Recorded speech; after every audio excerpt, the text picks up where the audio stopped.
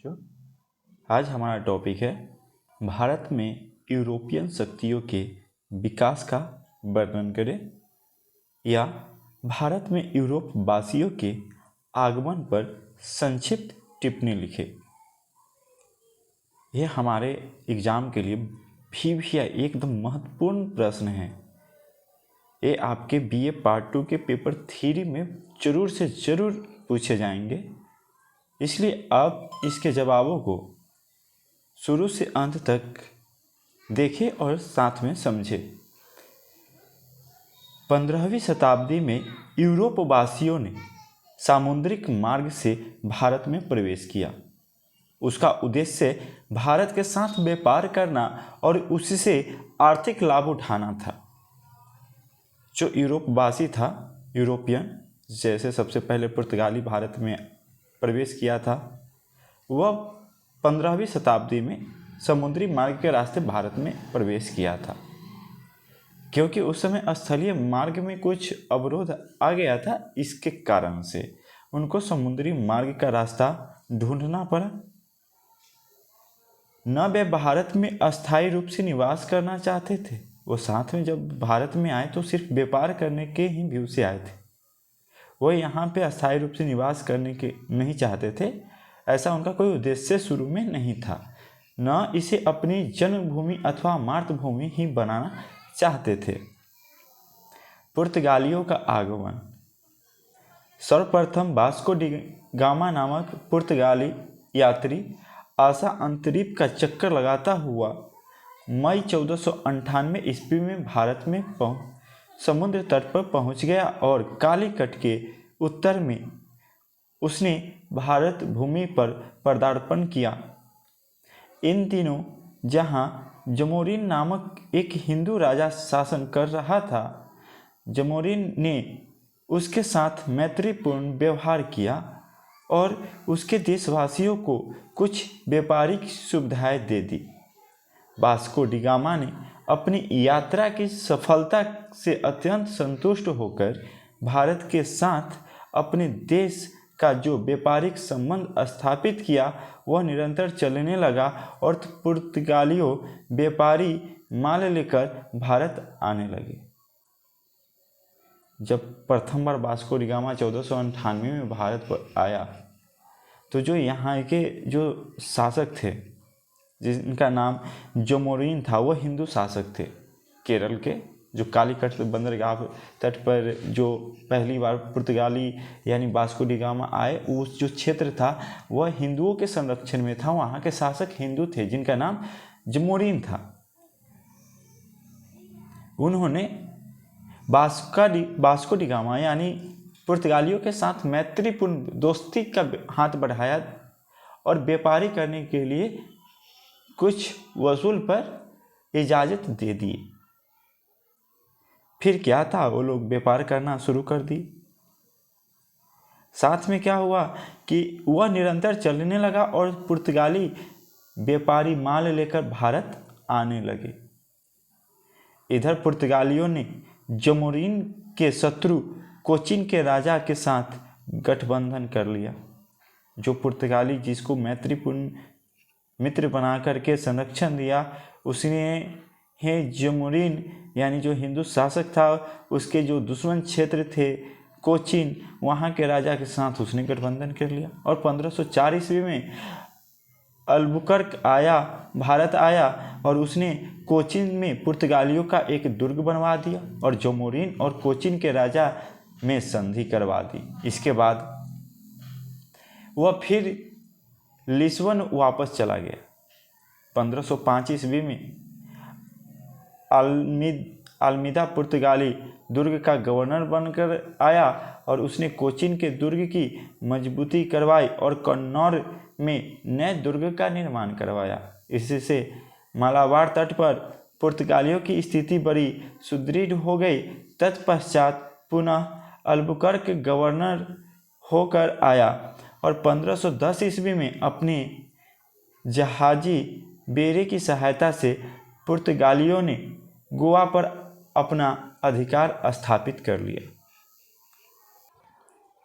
जो अल्बुकर्क था वह जब पुनः लौटा तो गवर्नर बनकर लौटा और 1510 ईस्वी में उसने जहाजी जहाज़ों पर बेरों की सहायता से जो पुर्तगाली लोग थे वो गोवा पर अपना अधिकार कर लेता है और इसके बाद अपनी जनशक्ति की आवश्यकता की पूर्ति हेतु उसने अपने आदमियों की संख्या में वृद्धि करने की योजना को सफल बनाने के लिए अपने आदमियों का विवाह भारतीय स्त्रियों के साथ प्रारंभ किया।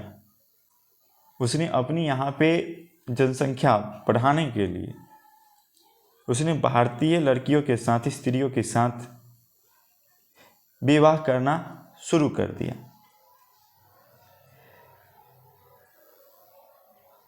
जिसका परिणाम अच्छा नहीं हुआ। तत्पश्चात उसने मलाया द्वीप में अपना एक आधार बनाने का निश्चय किया, क्योंकि मूल्यवान मसाले जिनकी मांग पाश्चात्य देशों में थी यहाँ पर भी मिलते थे। फलतः उसने 1511 ईस्वी में मलक्का पर अपना अधिकार स्थापित कर लिया। अपने देश के व्यापारिक मार्ग को सुरक्षित बनाने के लिए 1513 ईस्वी में अदन पर अपना अधिकार स्थापित करने में वह सफल रहा। अमूर्च पर अवश्य ही उसने अपना अधिकार जमा लिया और 1515 ईस्वी में गोवा में उसकी मृत्यु हो गई और वहीं पर उसकी समाधि लगा दी गई। 1530 ईस्वी में पुर्तगालियों ने कोचिन के स्थान पर गोवा को अपना केंद्र बना लिया और वहीं पर उसकी सरकार स्थापित हो गई। 1534 ईस्वी में लेसिन का द्वीप प्राप्त करने में सफल भी हो गए और पुर्तगालियों के सौभाग्य से बहादुर शाह का मुगल बादशाह हुमायूं के साथ संघर्ष आरंभ हो गया। बहादुर शाह को विवश होकर पुर्तगालियों से सहायता की याचना करनी पड़ी और इस सहायता के बदले उसने ड्यू का द्वीप पुर्तगालियों को दे दिया। इस प्रकार गुजरात के समुद्र तट पर उनके पैर जम गए, यानी पुर्तगालियों के पैर जम गए। अब भारत का विदेशी व्यापार पूर्ण रूपेण पुर्तगालियों के हाथ में चला गया और लाल सागर से लेकर चीन के समुद्र तट तक का सारा व्यापार उनके अधिकार में आ गया। 1518 ईस्वी में ही उन लोगों ने कोलंबो में भी अपना दुर्ग बना लिया और वहीं से लंका पर अपनी धाक जमाने लगे। थोड़े ही दिनों में पुर्तगालियों ने लंका के तटीय व्यापार पर अपना पूरा नियंत्रण स्थापित कर लिया। 1556 ईस्वी में लंका के राजा ने ईसाई धर्म को स्वीकार कर लिया। इससे लंका में ईसाइयों का प्रभाव बहुत अधिक बढ़ गया। भारत में अपने व्यापार को बढ़ाने और कोठियों के बनाने के साथ साथ पुर्तगालियों ने यहाँ ईसाई धर्म के प्रचार का काम भी आरंभ कर दिया और गोवा ईसाई धर्मोपदेश तथा धर्म प्रचार का केंद्र बन गया। संक्षेप में इस प्रकार कालांतर में भारत के पूर्वी पश्चिमी दोनों ही तटों पर पुर्तगालियों के प्रभाव स्थापित हो गया और वहाँ पर उनका व्यापार तथा धर्म प्रचार का कार्य जोरों के साथ होने लगा। इस प्रकार लगभग 200 वर्षों तक पुर्तगालियों ने पूर्वीय देशों के साथ बड़ी सफलतापूर्वक व्यापार किया। तत्पश्चात उनका पतन आरंभ हो गया। पुर्तगालियों के पतन के निम्नलिखित कारण प्रमुख थे। मुसलमानों के साथ शत्रुता मोल लेना तथा उनके साथ अत्याचार करना, हिंदुओं के साथ दुर्व्यवहार, अंतर्जातीय विवाह एवं घातक आर्थिक नीति। महान इतिहासकार रोजर्स के अनुसार पुर्तगाली एक साथ में तलवार और दूसरे हाथ में धर्म की पताका लेकर भारत में आए थे। जब वे धन को बटोरने लगे तब धर्म की पताका को नीचे रख दिया और जब तक हाथ से जेब संभाल न सके तो तलवार भी नीचे डाल दिया और दोनों हाथों से धन बटोरने लगे। धन लोलुपता की इस नीति से पुर्तगालियों को कर्तव्य भ्रष्ट कर दिया और वे पतनोन्मुख हो गए। पुर्तगालियों के पतन का सबसे बड़ा कारण था उनके धन तथा जन की कमी। उनके व्यापार का क्षेत्र इतना अधिक विस्तृत हो गया कि उस पर नियंत्रण रखना उसके लिए बड़ा कठिन हो गया और धन तथा जन की उन्हें इतनी अधिक आवश्यकता आ पड़ी कि उनका देश इन आवश्यकताओं की पूर्ति न कर सका। इस तरह अपने देश की जनसंख्या की कमी तथा आर्थिक संकीर्णता के कारण पुर्तगाली पूर्व तथा पश्चिम दोनों ही क्षेत्रों की आवश्यकताओं की पूर्ति न कर सके, जिससे अंतोगत्वा उनके व्यापार का ध्वस्त हो जाना अवश्य हो गया। पुर्तगालियों की पतन का अंतिम तथा सबसे महत्वपूर्ण कारण यह था कि 1580 ईस्वी में स्पेन ने पुर्तगालियों को जीतकर उसे अपने राज्य में मिला लिया। फलतः स्पेन के शत्रु पुर्तगाल के भी शत्रु बन गए। अतएव पुर्तगालियों की डच लोगों के साथ भयंकर प्रतिद्वंद्विता आरंभ हो गई और इस प्रतिद्वंद्विता में पुर्तगाल वाले ठहर न सके और अंत में पुर्तगाल वालों का पूर्व का सारा व्यापार डच लोगों के हाथ में चला गया। डच लोगों का आगमन। डच लोगों का प्रथम जहाजी बेड़ा 1595 ईस्वी में मलाया द्वीप समूह के लिए रवाना हुआ। चूंकि पुर्तगाली लोग पहले से ही मलाया में अपनी धाक जमाए हुए थे, अतएव मसाले के द्वीप में डच लोगों के साथ उनकी भयानक प्रतिद्वंद्विता आरंभ हो गई। डच लोगों ने भारतीय सागरों में पुर्तगालियों के से प्रतिद्वंद्विता न की, वरन उन्होंने अपनी सारी शक्ति मलुक्का द्वीपों में केंद्रित कर दी और वहां से पुर्तगालियों को भगाकर अपनी सत्ता स्थापित करना आरंभ कर दिया। यद्यपि डच लोगों का मुख्य उद्देश्य केवल द्वीप समूहों में अपना व्यापार तथा अपनी शक्ति को बढ़ाना था, परंतु भारत में भी उन्होंने अपनी कुछ व्यापारिक कोठियां बनाई। कालांतर में कोरोमंडल तट पर, पुलिकट में, बंगाल में, चिंगूरा में और पश्चिम तट पर सूरत में उन्होंने अपनी व्यापारिक कोठियां बनवा ली। पूर्वी द्वीप समूह में डच लोगों ने अपनी पूर्व रूप से धाक स्थापित कर भारतीय सागरों की ओर ध्यान दिया और पुर्तगालियों पर प्रहार करना आरंभ कर दिया। 1636 ईस्वी में डच लोगों ने गोवा को समुद्र की ओर से घेर लिया और उस पर आक्रमण करना आरंभ कर दिया। लंका में भी उन लोगों ने अपनी व्यापारिक कोठी बना ली और वहां के राजा से मैत्री कर वहां से पुर्तगालियों को भगाना आरंभ कर दिया। 1641 ईस्वी में डच लोगों ने मलक्का पर अपना अधिकार जमा लिया और 1656 ईस्वी में इन लोगों ने कोलंबो पर भी अपना अधिकार जमा लिया और 1658 ईस्वी में पुर्तगालियों को लंका से मार भगाया। इसी वर्ष इन लोगों ने कोरोमंडल तट पर नेगापट्टम को भी ले लिया। इस तरह कुछ ही दिनों के बाद यही पूर्वी समुद्री तट पर डच लोगों का व्यापारिक केंद्र बन गया। मलाबार तट पर भी कोचिन तथा अन्य बस्तियों को उन्होंने पुर्तगालियों से छीन लिया था।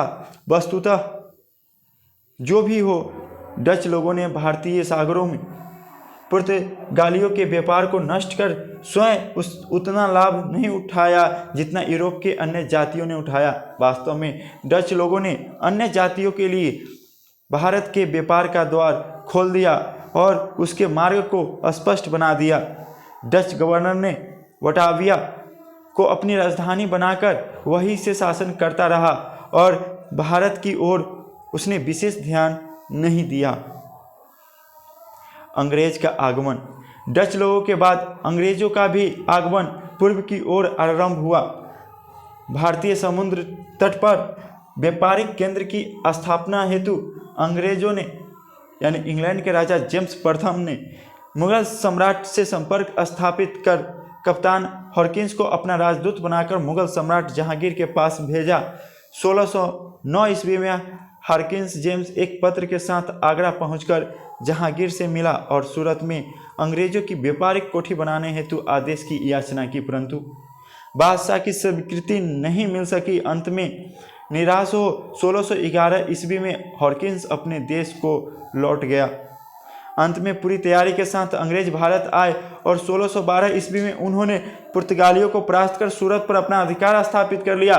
सौभाग्य से 1613 ईस्वी में उन्हें मुगल बादशाह जहांगीर से भी सूरत में अपनी व्यापारिक कोठी बनाने की आज्ञा मिल गई। इस प्रकार भारत भूमि पर अंग्रेजों को अपने पैर जमाने का अवसर प्राप्त हो गया। अब सूरत ईस्ट इंडिया कंपनी का प्रधान व्यापारिक केंद्र बन गया। साथ ही भरूच, अहमदाबाद तथा आगरा में भी उनकी बस्तियां बन गई। अभी तक ईस्ट इंडिया कंपनी को भारत से व्यापार करने का एकाधिकार प्राप्त था। 1694 ईस्वी में ब्रिटिश पार्लियामेंट ने एक प्रस्ताव पारित कर दिया जो सभी अंग्रेज व्यापारियों को भारत से व्यापार करने की स्वतंत्रता दे दी। परिणामतः एक नई कंपनी का संगठन हो गया और नई तथा पुरानी कंपनियों में भीषण व्यापारिक प्रतिद्वंद्विता प्रारंभ हो गई, जो दोनों के लिए बड़ी ही घातक सिद्ध हो रही थी। यह प्रयत्न सफलीभूत भी नहीं हो गया और 1709 ईस्वी में दोनों कंपनियां मिला दी गई और उस नई कंपनी का नाम यूनाइटेड ईस्ट इंडिया कंपनी रखा गया। इस कंपनी ने न केवल व्यापारिक वृद्धि का अथक प्रयास किया वरन भारत में ब्रिटिश साम्राज्य की स्थापना का भी सफलतापूर्वक प्रयत्न किया। फ्रांसीसियों का आगमन। फ्रांसीसी सबसे बाद में भारत में आए। फ्रांसीसियों ने धन प्राप्ति हेतु भारत तथा पूर्व के अन्य देशों के साथ व्यापार करने का निश्चय किया। कंपनी की सुरक्षा हेतु एक जहाजी बेड़े की भी व्यवस्था की गई। 1668 ईस्वी में फ्रांसीसी व्यापारी सूरत में आ गए और वहां पर उन्होंने अपनी व्यापारिक कोठियां बनवा ली। इसके बाद मछलीपट्टनम में भी उनकी बस्तियां बस गई। 1673 ईस्वी में पांडिचेरी में भी फ्रांसीसियों ने अपने पैर जमा लिए और 1690 ईस्वी में चंद्रनगर में भी फ्रांसीसी व्यापारियों ने अपनी कोठियां बनवा ली।